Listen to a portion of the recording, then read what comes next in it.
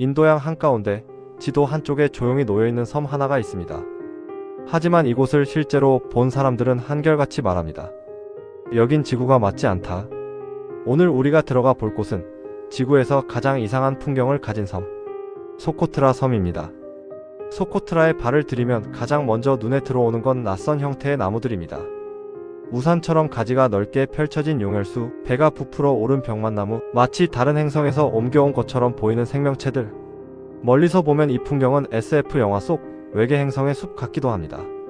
하지만 카메라로 아무리 들이대 봐도 이곳은 세트장이 아니라 실제 지구 위에 존재하는 한 구석입니다. 낮에는 태양빛이 강하게 내리쬐어 붉은 수액이 말라붙은 나무 껍질과 거친 바위가 선명한 그림자를 들이웁니다. 해가 지기 시작하면 분위기는 완전히 달라집니다. 용혈수의 실루엣은 거대한 촉수처럼 보이고 고원 위로 피어오르는 옅은 안개는 섬 전체를 또 다른 차원으로 옮겨놓은 듯한 느낌을 줍니다. 현지인들은 예전부터 이 시간대에 소코트라를 두고 영혼들이 돌아다니는 시간이라고 불러왔다고 합니다. 이 섬의 생명체들은 수백만 년 동안 거의 혼자 남겨진 채 진화를 계속해왔다고 알려져 있습니다. 소코트라의 식물과 동물 가운데 약 30% 이상은 지구 어디에서도 발견되지 않는 이곳 고유의 종들입니다. 겉으로 보기엔 나무와 풀, 곤충과 파충류일 뿐인데 유전자와 생존 방식은 완전히 독자적인 길을 걸어온 셈입니다. 과장 조금 보태면 지구라는 행성 안에 또 하나의 작은 행성이 들어있는 것과 비슷합니다. 소코트라 섬의 기묘한 역사는 땅이 갈라지던 아주 오래전으로 거슬러 올라갑니다. 과거 이곳은 더 큰 대륙의 일부였다가 지각 운동으로 떨어져 나와 바다 한가운데 고립된 섬이 되었다고 합니다. 한번 떨어져 나간 땅은 다시 돌아가지 않았고 그 위에 남은 생명체들은 자신들만의 방식으로 버티고 적응하고 변형되기 시작했습니다. 강한 계절풍과 건조한 기후, 절벽과 고원이 뒤엉킨 지형은 다른 어느 곳에서도 보기 힘든 환경을 만들어냈습니다. 자연은 이 극단적인 조건에 맞춰 생명체의 몸을 차근차근 다시 설계했습니다. 용혈수의 우산 모양은 강한 햇빛을 피하면서도 나무가 스스로 그늘을 만들기 위한 구조로, 병만나무에 부풀어 오른 몸통은 사막 같은 기후에서 물을 최대한 오래 저장하기 위한 탱크입니다. 곤충들은 특정 나무에만 의존해 살고 파충류는 바위의 색과 거의 구분이 되지 않을 정도로 몸을 위장합니다. 이 섬을 연구하는 사람들은 말합니다. 여긴 살아남기 위해 모든 것을 바꿔버린 생명들의 박물관 같다. 하지만 소코트라를 미스터리로 만드는 건 단지 낯선 생태계뿐만이 아닙니다. 섬 곳곳에는 정체를 알 수 없는 석조 구조물과 목적이 분명하지 않은 동굴 통로가 남아있습니다.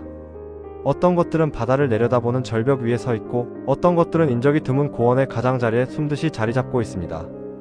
벽면에는 기호처럼 보이는 무늬와 그림인지 기록인지 애매한 흔적들이 희미하게 남아있습니다. 누군가 이곳에 살았고 무언가를 남기고 갔다는 건 분명합니다. 그런데 이상하게도 그들이 누구였는지, 어떤 언어를 썼는지, 어디에서 와서 어디로 사라졌는지에 대한 명확한 기록은 거의 남아있지 않습니다. 근처 대륙의 역사 기록에서도 소코트라는 종종 향신료와 약초, 기묘한 나무의 섬 정도로만 언급됩니다. 섬 안에 어떤 사람들이 살았는지, 어떤 신화를 믿었는지에 대해서는 마치 약속이라도 한 듯 아무도 제대로 적어두지 않았습니다. 기록 속에서 빠져버린 사람들, 그리고 그 빈자리를 채우고 있는 것은 이상한 형태의 나무들과 어디에서도 본 적 없는 생명체들입니다. 과학자들은 소코트라를 지질학과 생물학의 입장에서 설명하려고 노력합니다. 고립된 섬, 특수한 기후, 오랜 시간. 하지만 숫자와 그래프로 정리한 설명을 보고 있어도 이곳의 풍경을 실제로 떠올리면 어딘가 설명이 끝나지 않은 느낌이 남습니다. 왜 하필 이 섬이었을까? 왜 하필 이 모양과 이 색이어야 했을까? 일부 연구자들은 섬 주변의 지질 구조와 자기장을 조사하다가 평범한 섬치고는 이상한 패턴을 발견했다고 말합니다. 특정 지역에서만 전자기 신호가 미세하게 흔들리고 나침반이 조금씩 틀어지는 구간이 존재한다는 보고도 있습니다. 단순한 장비 오류라는 의견도 있지만 오래전부터 이 지역을 항해하던 선원들이 소코트라 근처에서는 방향 감각을 잃기 쉽다고 기록해둔 걸 보면 완전히 무시하기도 어렵습니다. 어떤 이들은 말합니다. 소코트라는 우리가 잊어버린 지구의 다른 가능성을 보여주는 조각이라고. 만약 이 땅이 대륙과 다시 합쳐졌다면, 만약 이 생명체들이 더 일찍 사라졌다면 우리는 이상한 숲의 모습을 영원히 보지 못했을지도 모릅니다. 아이러니하게도 이 고립된 섬에 요즘은 점점 더 많은 사람이 찾아오고 있습니다. 관광객의 발자국과 차량, 새로운 도로와 건물은 수백만 년 동안 유지되던 균형을 아주 조금씩 하지만 분명하게 건드리고 있습니다. 미래의 소코트라는 지금과 같은 모습을 하고 있을까요? 아니면 우리가 지금 보고 있는 이 기묘한 풍경이 역사 속 한때 존재했던 장면으로만 남게 될까요? 그래서 소코트라 섬은 지질학자에게는 독특한 땅의 실험실, 생물학자에게는 진화의 실험장, 민속학자에게는 사라진 문화의 퍼즐, 그리고 우리에게는 하나의 커다란 물음표로 남습니다. 우리가 이 섬을 바라보며 품게 되는 질문은 결국 이런 것일지도 모릅니다. 우리는 과연 지구를 안다고 말할 수 있을까? 지도의 빈 공간, 우리가 관심 두지 않았던 구석마다 소코트라 같은 장소가 더 숨겨져 있는 것은 아닐까? 어쩌면 소코트라는 우리가 당연하게 받아들이던 기준들을 다시 묻는 장소일지도 모릅니다. 정상적인 풍경, 익숙한 기후, 예측 가능한 생태계, 그 모든 것들이 사라졌을 때 우리는 비로소 지구답다는 말이 무엇을 의미하는지 되돌아보게 됩니다. 그리고 그 질문은 결국 우리가 어디에서 왔고 어디로 가는 존재인지에 대한 물음으로 연결됩니다. 섬의 나무 한 그루, 바위 하나, 남겨진 돌무더기까지도 우리가 모르는 이야기를 품고 있는 것처럼 느껴집니다.